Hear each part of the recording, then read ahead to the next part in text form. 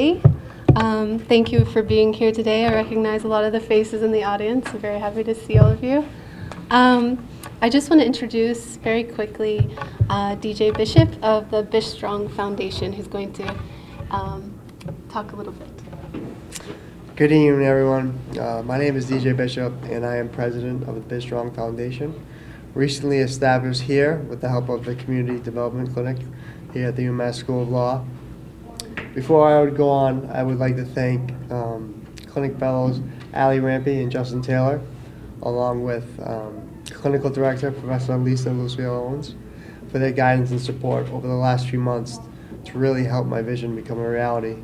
I'm truly grateful to have connected with this community development clinic, as it is an invaluable community resource.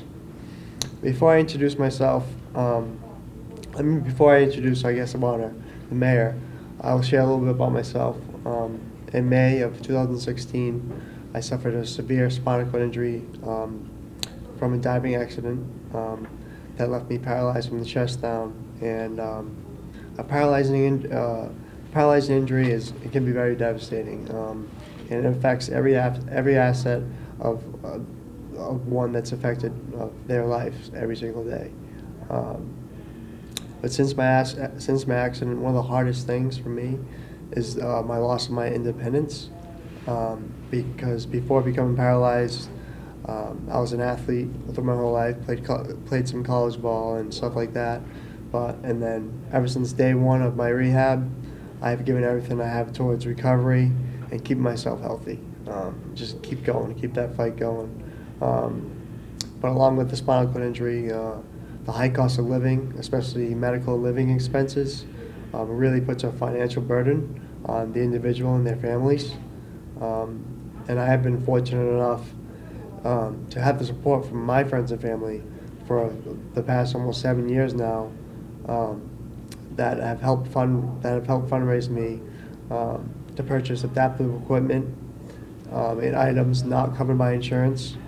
It also has allowed me to continue going to a private pay therapy that specializes in intensive exercise program for people that suffer with paralysis, and that's up in the Boston area. And I have seen firsthand, not everybody in my situation has had the same support that I've had, which has led me to one of my goals of starting this foundation, is to help others. The Bish Strong Foundation aims to encourage and inspire individuals with paralysis to remain active, and also provide access to resources and equipment needed to become more independent and lead more fulfilling, healthy lifestyles. Through fundraising, our foundation will provide financial assistance through grants to qualified individuals. And realistically, my real long-term goal is to bring an adaptive gym down to this area, where there is none right now. And as an entrepreneur and someone who would like to make a difference, I'm looking forward to hearing from Mayor Jon Mitchell tonight. Part of the mayor's strategic initiatives for community development in New Bedford are the creative support of small businesses and change makers. He recently allocated $33.3 million for programs assisting small businesses. Mayor Mitchell's vision is expansive. Throughout his term in office, he has sought to reestablish New Bedford as one of the leading cities in the Northeast. He has moved aggressively to reform city schools, improve public safety, modernize support, and to elevate quality of life in every neighborhood. Under Mayor Mitchell's leadership, the city has achieved both the highest bond rating and the highest school graduate rate in its history, lowered crime by 40%, secured hundreds of millions of dollars in investment, and positioned itself to become the leader in the emerging offshore wind industry. Mayor Mitchell graduated from Harvard College and the George Washington Law School. Before running for mayor in New Bedford, he was also an assistant U.S. attorney in Boston, having previously served as a federal prosecutor in Washington, D.C. in the Attorney General's Honor Program. And now, without further ado, it is my honor to welcome Mayor Jon Mitchell to the stage.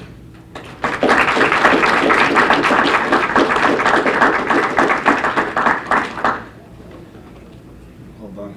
Well done. Thanks, man. It's my honor to follow you, DJ. Look, you're a hard act to follow, but I appreciate the warm introduction, and you are an inspiration. And if we'll talk a little bit about entrepreneurship, of course, in small businesses, but and how everybody sort of brings a set of challenges to their situations, but you haven't let anything get in your way, which is really impressive. So if you're looking for business partners, this is a good guy to start with for sure.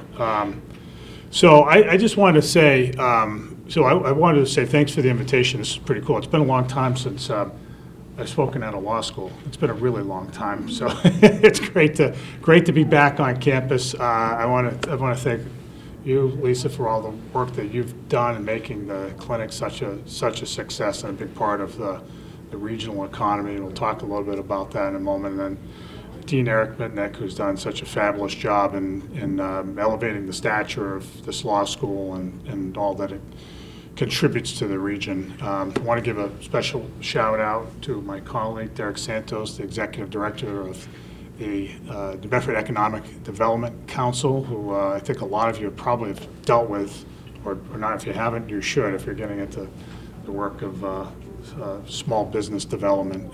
Derek's the man to talk to, and at least has dealt with Derek a lot. So a topic like economic development or small business support can go in a number of different directions. So what I thought I would do tonight, and tell me if I'm straying, Lisa, I would just talk a little bit about how we think about economic development and how we've formed a strategy and executed on that strategy, where small business fits in. And then I've got a couple of things I wanted to say tonight about public service too, which is the business that you guys are all in. So, I think you heard my biography. So I came to, and you guys can appreciate this as attorneys to be. I tell people that I came to my current job with no transferable skills. That's not this. I was a litigator, right, and a litigator in a very narrow field, and having zero to do with economic development or firefighting or the management of a zoo or an airport, all the stuff that we do, right? But I guess one thing that we tried to do right from the start of my administration, I've been in office now for, this is my 12th year. It's been, I thought this was going to be like a 4-year gig, Dean, but now it's lasted a little bit longer. But the overall approach is not, this is something I think everybody who's run a business or assisted in running the business will appreciate, and that is, it is very useful to think in business terms when running a municipal entity and running a city. And by that, I don't mean in the way that a lot of folks in the business world mean it, and that is to say, we should, here in the business community, a lot of folks say, well, the government should be run more like a business, right? It should be more bottom line driven. I think that analogy only goes so far, right? Businesses are set up to generate profits, and municipal agencies are set up to provide a service. I actually mean it in a very different way. I do think of the city and city government alike on different planes, but in similar terms, in the sense that they are organic, right? There are so many moving parts. There are systems, and there's a way of thinking about setting a vision for each that is complementary of one another, and then driving toward that. And it takes a lot of coordination. It takes a lot of getting people on the same page. The cities thrive in the long run only if they remain economically competitive, right? Their history is littered with examples of thriving cities that are no longer thriving. The United States is becoming, in many corners, like that. If you look across, especially the Northeast and the industrial Midwest, there are many cities that have lost their manufacturing bases and have struggled, and they've continued to struggle, and the decline's been happening for a long time, but has only accelerated in the last couple of decades as so much of the spoils of the American economy have gone to the major metros, right? The superstar cities, right, where, entrees are typically $50, where people, live in ever higher high-rises, where the cost of living is great and so forth. And there's the rest of America. There's a whole lot of the rest of America in places like Flint and Akron and Bethlehem and so many other places that have struggled to keep up. In some ways, and by the way, this great divergence, as folks at Brookings have called it, explains a lot of sort of the political divisiveness in the country. I made this career pivot in part because home is where the heart is, right? I wanted to come back and do right by New Bedford. I also sort of took it on as a challenge. I just think that New Bedford has a certain something that distinguishes it from these other places that struggled, and if there are other cities in the United States that may fall by the wayside in the long run, we weren't going to let that happen to New Bedford, that we could actually pull it off. And so, Derek and I and our team we've been kind of like aging in place for the last 10 years trying to do this. But, yeah, but in all seriousness, what we try to do is to say, look, we're not going to try to be everything to everybody. We're not going to try to be, for instance, a center of nanotechnology or some other, or AI or some emerging industry that sounds, sexy in the time that people are talking about it, but rather to build on our strengths. And so that's what the strategy is about. Like, what do we do really well, and drive that, accentuate, as Muhammad Ali used to like to say, accentuate the positive and eliminate the negative. So that's what we've tried to do. So what's New Bedford really good at? We're good at a lot of stuff, it turns out, right? So, we're still a manufacturing center. We've got a really strong cultural sector. And we've got a strong healthcare sector. We've got a great law school, right? Great New Bedford does.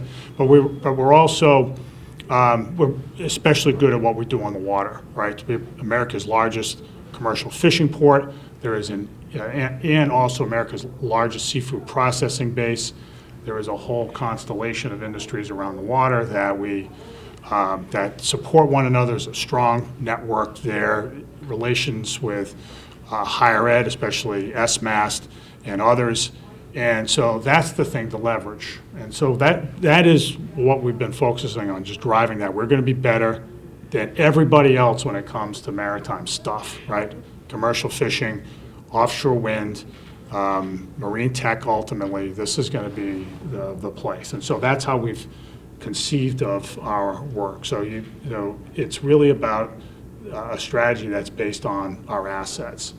And so that's why we're excited now for, having worked at it for 10 years, to position ourselves the right way. We're excited that offshore wind is about to launch in the United States in a matter of weeks, and it's about to launch in New Bedford. So we're literally about a month away from components arriving to marshal the Vineyard Wind project, for the Vineyard Wind project, and that'll be America's first commercial scale offshore wind project, and that'll be an historic event. And it's something that we're doing here, and didn't happen by accident. It's not to say that all of the work was done by us, was done by many, but it has to be spearheaded somewhere. So that's why we've been headlong into that work for so long. So what does that mean for the rest of us, right? So, and as we think about the strategy, right, you have a cluster, this maritime cluster in particular, in addition to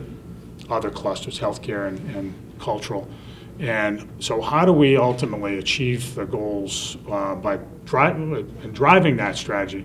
How do we achieve the goals of creating opportunity for our residents, especially in a place that has been accustomed to chronically high unemployment for a long period of time, and then how does it sustain itself, right? So a lot of it has to do with just building out really strong infrastructure, which we're doing right now. There's more building going on in the port of New Bedford, since New Bedford was the center of the whaling industry 150 years ago.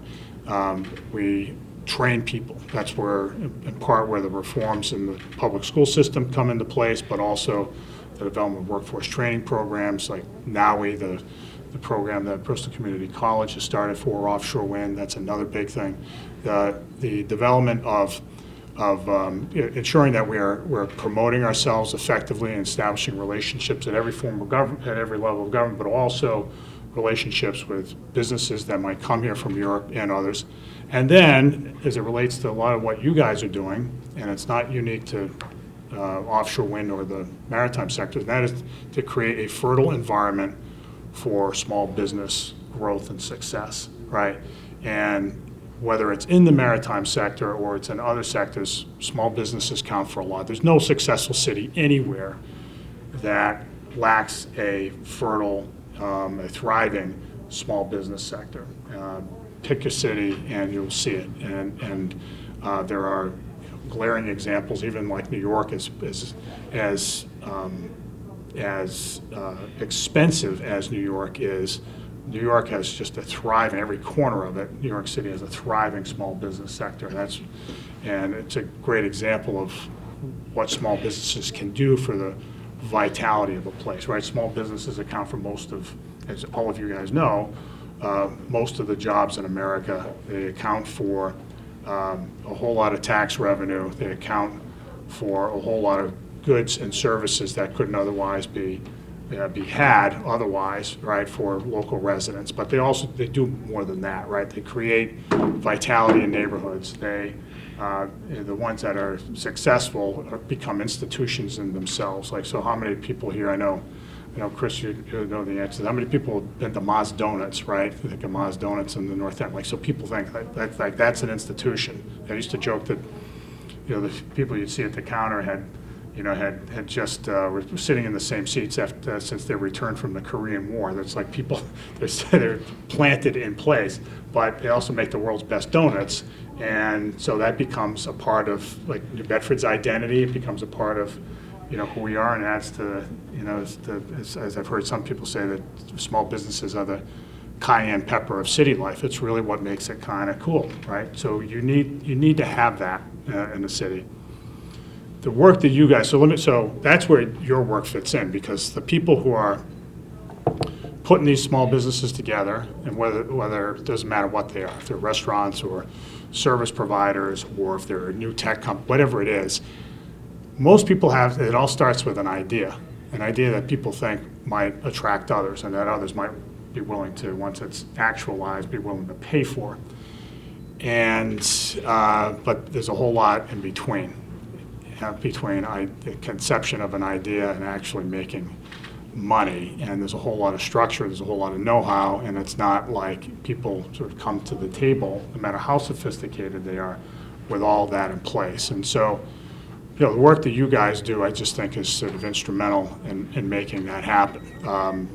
By helping folks understand how to set up, how to establish articles of incorporation, how to deal with their tax obligations, how to deal with their payroll obligations, how to just rent a place, sign a lease. All these things matter an awful lot. So I just think what you guys, I'll just say this, I think what you guys are doing is really cool, and it's really useful, and it dovetails with a lot of the stuff that government does, because government can play a big role in removing obstacles, right, in the way of permitting or other regulatory obstacles to small businesses. We can make sure that the neighborhoods that they set up in are safe and thriving, and that the quality of life is otherwise really solid.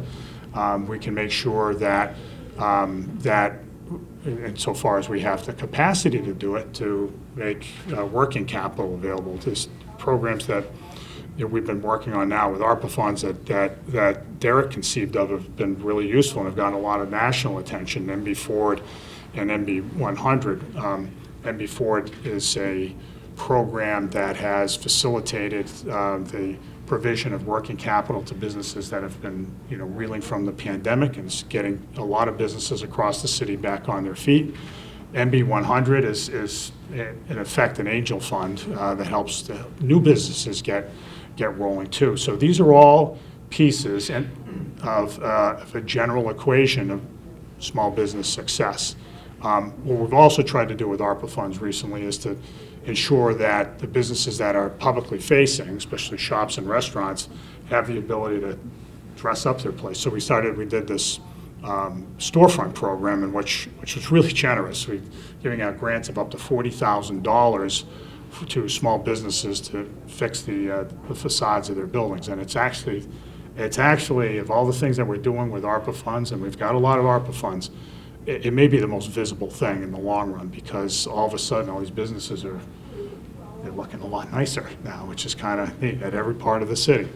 So it's a way of saying, I think the big takeaway is that cities can't thrive without thriving small businesses. Small businesses can't thrive without a whole lot of stuff. Working capital, access to capital, places to be, safe places to be, access to employees, to labor, and the real structural supports, the kind of stuff that you guys have, and the networking opportunities, among many other inputs. These things are all really, really important. So I just want to say, I think you guys are,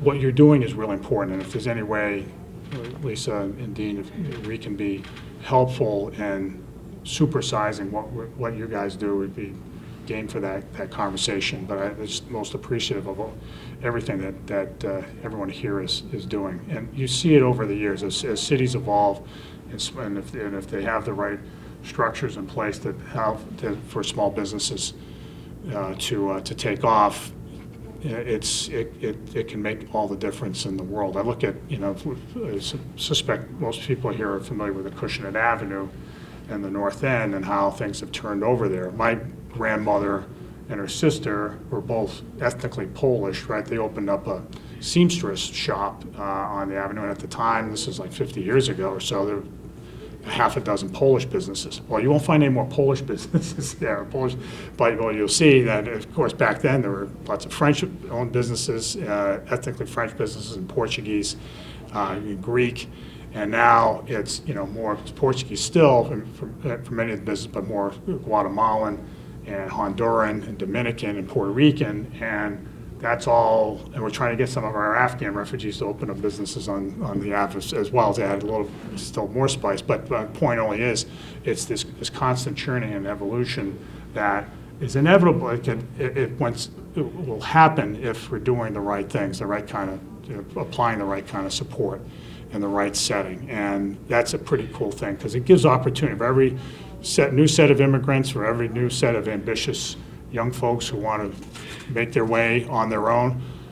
We're creating that opportunity for them. We have stronger cities and a stronger America. I feel very, that's something that I think we've experienced in spades in New Bedford. So that's, we're a really great example of that. The work you're doing, as I said, is really impressive. And I just want you to, I'll just leave you with this. I think it's impressive and it's very necessary. It's necessary in the sense that, there aren't, folks that you're working with don't have other places readily to turn for that very indispensable support. And the joy that you get out of the work is something I would just suggest you hold dear when you're working with an entrepreneur, someone, especially if someone's an immigrant and they don't speak English well, or if they're just not sophisticated or just really just trying to connect the dots, and you're able to see in them that the spark lighted, right? You're able to see that they're actually able to start gaining traction and actually starting to fulfill their aspirations. That's a pretty cool thing. You get to see their family enjoy or reap the benefits of that work. That's something that you should hold on to. And I think it's so important these days when we're able to contribute to the betterment of others that we sort of take a moment to take our own little personal victory laps, even if without saying that. And I say that because I do think I'm concerned as someone who's spent most of his life in public service that what is shaping up in America is a public service crisis. People are just not nearly as interested in these days, and I don't, at the risk of overgeneralizing and getting into what are sort of traditionally public service oriented avocations, right? Just look around. We struggle to hire police officers, really struggle, and like every other city in the country, we struggle. There aren't a lot of teachers growing on trees right now. The Army just had its worst recruiting year last year in the last 50 years. We need more folks saying, you know what, I want to be able to feel fulfillment in doing a little bit for somebody else. I can remember, one story I tell is when I was a senior in college, I had a lot of my friends who were, wanted to go to Wall Street, and they were, sort of business oriented. I wasn't sure if that's what I wanted to do. But like a lot of, like we all do sometimes, if your friends are interested in something, you sort of go along with. So I started doing interviews, and I interviewed at this investment bank in Los Angeles. Now that whole industry's changed a lot. There aren't as many traditional investment banks anymore. Private equity and hedge funds are occupying much of the field now. But so I was in this interview in L.A. and don't ask me why L.A. because it just seemed like it was a cool place to go. So I was there, and I remember this guy who, was sort of mid-level but pretty successful. Just asked me the question like what everybody asks in interviews, which is, why do you want this job? And I looked and I said,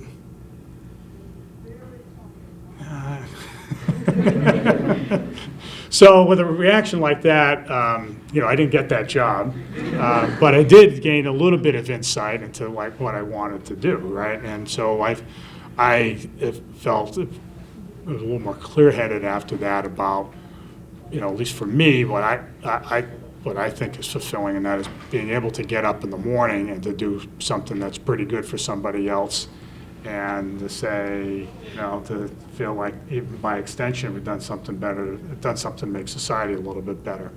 And it's not that being able to make money, it turns out, is not mutually exclusive with being able to do a lot of good as well. So it's not, my pitch to all of you is not, don't go make money. It's not, go be a Jesuit and take a vow of poverty. It's rather just think about ways in which you can contribute, because you might derive a great deal of fulfillment from those other things that don't make you a dime, but actually create a spark in someone else's life. So that's what I have to say, guys. I'll open it up to questions, Dean, if you have any. And I hope I was at least on track of what you wanted to talk about today, Lisa.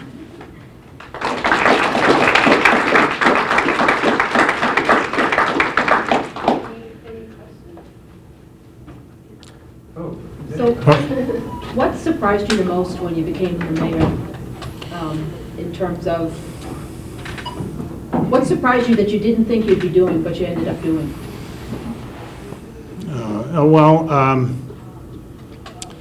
I look back then, and I don't know if this was hubris at the time, but Derek will get a kick out of this, but I really didn't know what the hell I was doing early on. And I was surprised, I think, that people thought I was doing it. I wasn't trying to fake it, but I guess I was at some level. Like any other job, you learn as you go along, and you have to learn as you go along. You have to be open-minded and have, as a lot of folks in the business world say these days, you have to have a growth mindset. And so, I'm 11 years into it now, and I think I'm better at it than I was when I started. I remember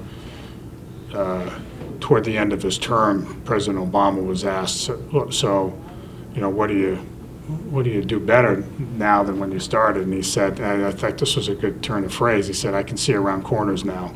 All right, so you can anticipate things. You know what's important, you know what's not important. I don't know if there's any one thing that surprised me. There are things that, it wasn't any one thing. I think the resource challenges are pretty acute in a lot of cities, and ours is no exception. A lot of the cities of the set of categories I described, places like New York, D.C., Boston, these superstar metros, they really don't have financial problems. The money's flowing pretty freely. In New Bedford, we've got to do a whole lot more with less and be creative about it, but I think that was probably the biggest wake-up of everything. I also was pleasantly surprised at other things. So I was pleasantly surprised with some of the sort of the associations of the office. But when I say that, I mean this. I didn't think, I thought of the office, and I still do to a great degree think of the office as I explained to you a moment ago, which is as sort of this, this entity that we're, managing and leading and bringing people along with. And there's great satisfaction in being able to achieve sort of hard objectives, right? We're going to, reduce crime by X, we're going to raise graduation rates by Y, and so forth. But there's a great deal of satisfaction in, the little stuff. And I always, one of the things that stuck out for me has been when I go to wakes, and I go to lots of them. And I go to them, even though they are a minor inconvenience for me. It's one more thing in the day, right? But when the mayor shows up to a wake, it's usually a big deal for the family. It's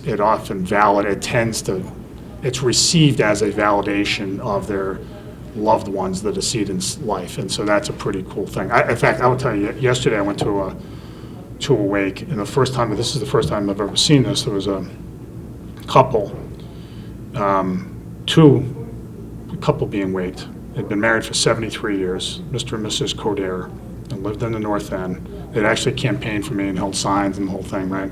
But really nice people. He was a Navy veteran, World War II, got out of the service, came back to New Bedford, met his wife, had a family, just terrific people.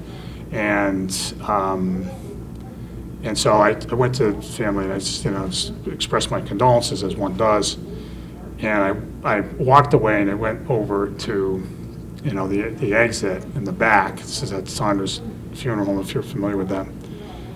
And I'm walking out, and they have the photo collages that you see at wakes all the time now, like the sort of the billboards, and there's 4 of them there, and I'm looking at them, and I look off to the left, and there's a little end table, and the end table had on display a proclamation signed by me 2 years ago in commemoration of their 72nd wedding anniversary. I thought, well, that's something, and I just thought, like, Melissa will tell you, I sign these things all the time, right? but they put it on display at this double wake, right? And the whole family's there and a whole big gathering. And I thought, well, geez, I'm going to have to sign some more of those just because it was fulfilling at some level for those folks. But that's the kind of thing I didn't expect at all I didn't anticipate at all when I first started out. Thank you so much for taking the time out of your day to be here. I know that we all appreciate it. I appreciate it very much being a student of the CDC fellow, or being a fellow of the CDC Community Development Clinic this last semester. I learned a lot at the CDC with Lisa, and I can't tell you how much I benefited from it myself. And to be able to assist other people in making their dreams come true is a major importance of mine. So thank you again for that. No, thank you for serving it. Thank you. But I actually had a question regarding the infrastructure. You were talking about somehow securing the infrastructure, building it up. Are you going to get rid of the cobblestone streets? No. Oh, they're stuck, huh? They're going to be there forever, right? You don't like those? I don't like driving them. Well, just think of it this way. It's much worse on women who wear high heels, right? It's just so. I said no. That is a signature New Bedford feature. In fact, I think we're looking to build some more. So your car will, not with your car's shock absorbers in mind, but no, no, we like our cobblestones. I'll leave it at that. And there's also a cannabis dispensary opening up soon, I think. Well, there's one that already opened, on Cogswell Street. That's Yeah. awesome. And do you see that projecting? We're not going to put cobblestones around it. Do you see that projecting? That'd be kind of awkward for some of the customers. Yeah. I pose an undue challenge. Yeah. Yeah, I think you're right. Yeah. Do you project like a lot of profit for the city for that, and is that going to go back into the communities? Well, we hope it would. We get to charge what in effect is a sales tax on that the operation of the business, on the gross sales of the business. But the state, if you monitor observe the machinations of the state legislature on this front. The dispensaries are pretty lucrative, and at the end of the day, it's the legislature's authority, their prerogative to allow us to tax or not to tax. And so, to the extent that those sales are taxed, they're primarily taxed at the state level. I think the sales tax at the state level is like 12%. Ours is 3%. So it's like, gee, thanks, guys. But that's so, and I think that the state is only going to continue to eat away at the share that localities can derive from the operation of those places.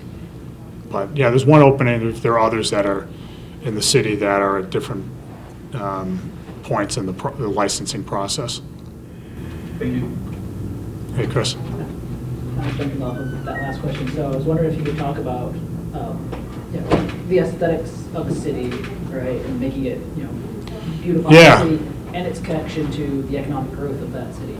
Yeah, it's a lot of people talking about we should focus on just economic growth, and kind of aesthetics will either come later or who cares about it. So. No, it's a great question. I didn't go into that detail, but it is an important part of the equation for us.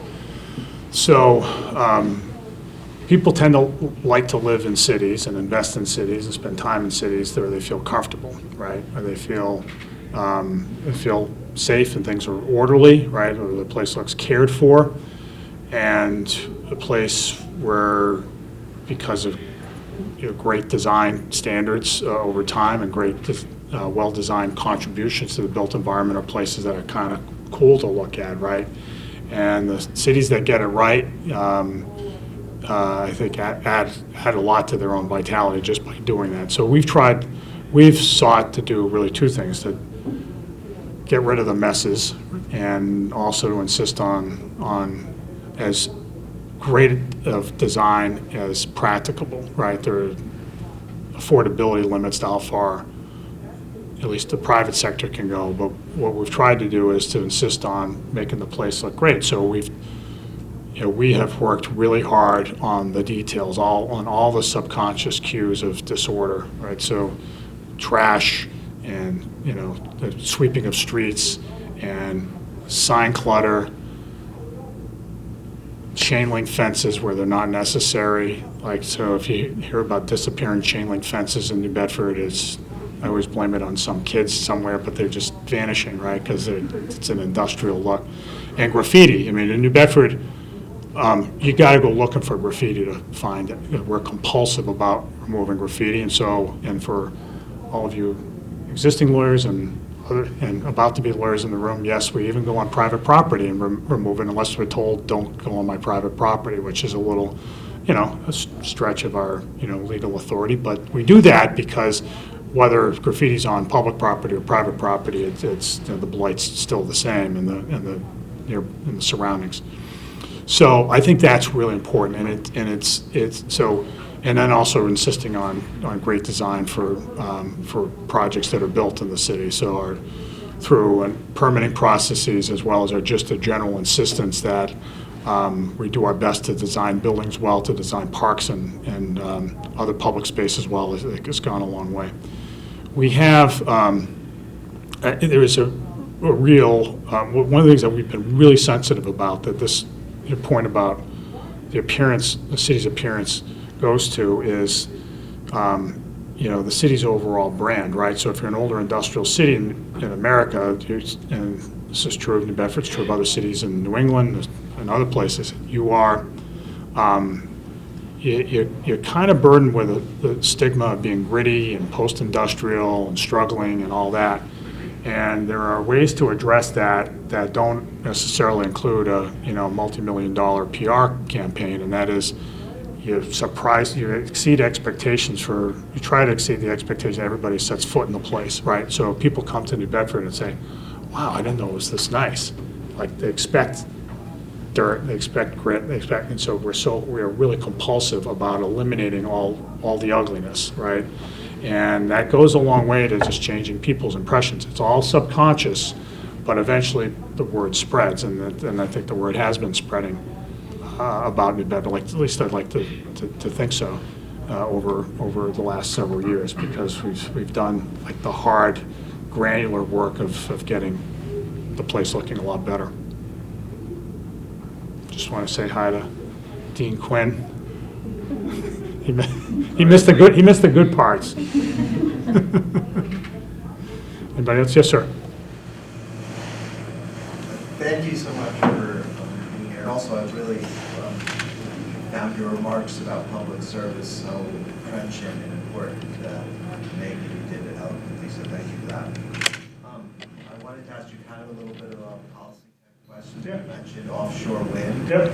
You know, I know just a month or so ago, the National Congress of American Indians had called for a moratorium on offshore wind development, I think out of concerns for its connection or, its connection to issues with private sovereignty. And there is this larger concern about green transitions and how particularly resource extraction and so on will impact native tribal communities. So I'm just wondering if any of, I think you made that call to the Biden administration and sort of what's happening federally, but I don't know if that's shown up on the radar of a municipality like New Bedford and its projects, which I guess are maybe still limited, but I'm just sort of wondering if you have a way to that from the perspective of the mayor. Well, I do. I mean, there have been a number of stakeholders who have called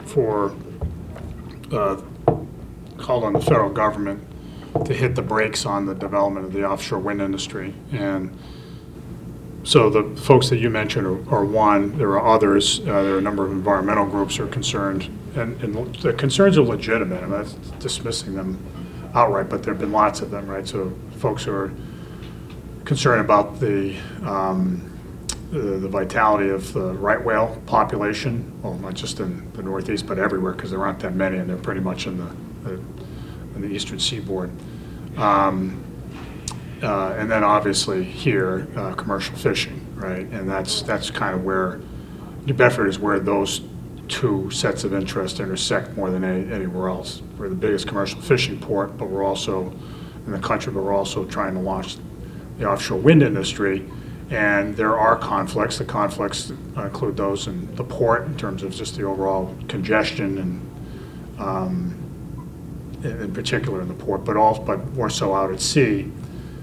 There are the conflicts have to do with navigational safety, right? So if you're a fisherman, right, whose profession has America's highest occupational mortality rate, you have a legitimate concern that the federal government's allowing the installation of immovable objects in your way, right? That's not, but that's actually less of a concern than the potential loss of economic opportunity, right? If wind farms are put in places where fishermen are likely to fish or fish are likely to spawn, then that creates a problem. We in New Bedford don't. We want to thrive with offshore wind, but we don't want it to come at the cost of commercial fishing. So, as I like to say to folks, on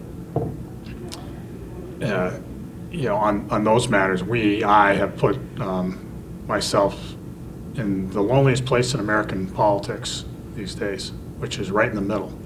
have to officiate a lot of, I've had to, and we all together, John and Derek alike, have been deeply involved in this, but we've had to absorb the slings and arrows from both sides. But we believe it's in our city's interest for these two industries to coexist successfully.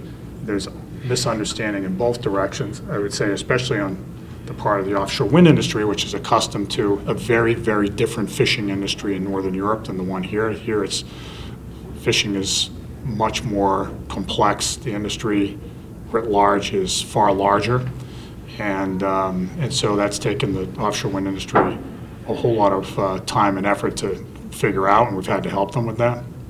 I think with fishermen, some of what's driving their objections is fear of the unknown.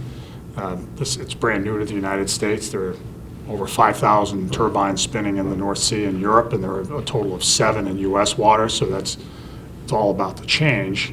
And that it sometimes feels ominous understandably, to commercial fishermen. I think once Vineyard Wind is installed and a couple of others are installed, then I think some of that fear may be allayed. But it's a way of saying I think those objections, like the ones that you noted, as well as some of the other ones, are not going to stop the projects at this point, because there's been a whole lot of water under the bridge. There's been really 15 years of environmental reviews done. Each of these projects goes through a NEPA process. There has been litigation. A lot of the litigation was associated with the Cape Wind project, which really was litigated into the ground. And I think there's a sort of a determination, especially at every level of government, not to allow that to happen, to have like literally one person litigate away an industry, right? It's not in the country's interest. So I think we're beyond a lot of that. And I think it's about a month away before people actually start to see that it's happening. There's still lots of doubt out there, but when they start seeing these 900-ton foundations, or I should say 300-ton nacelles show up at the New Bedford Marine Commerce Terminal, and these enormous tower transition pieces and the blades that are over a football field long, and people would be like, oh wow, this is what they've been talking about for the last decade. So it's all happening now, which is exciting for us. Anybody else? All right. Thank you.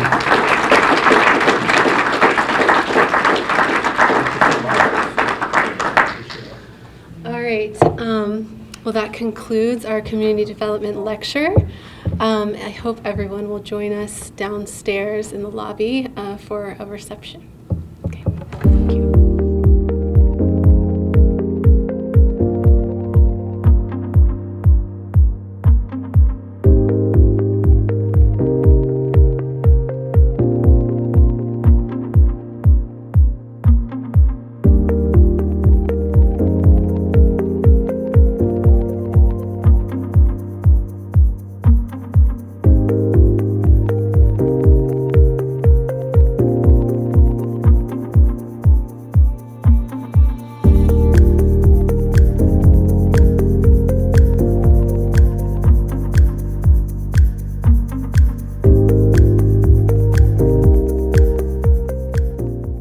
Know that you can watch any of New Bedford Cable Network shows anytime, anywhere on all of your mobile devices? How, you may ask?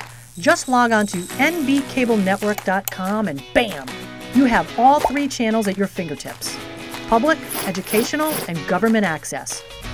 Here, you can view our program schedules, watch our channel's live broadcasts, or search for a particular program in our vast library of shows.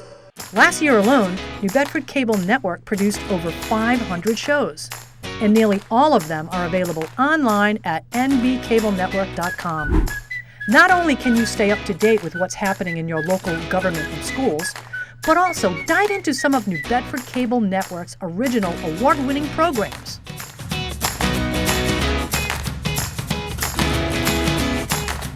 So check us out at nbcablenetwork.com.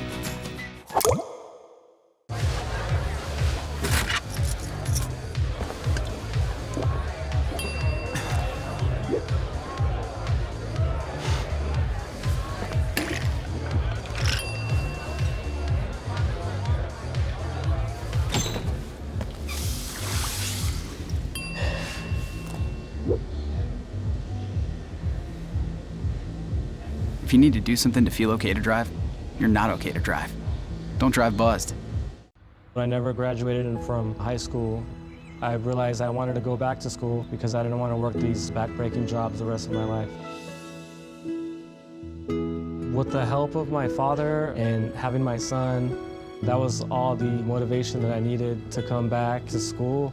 I felt accomplished, made me feel that I could take on whatever challenges life throws at you. Find free adult education classes near you at finishyourdiploma.org.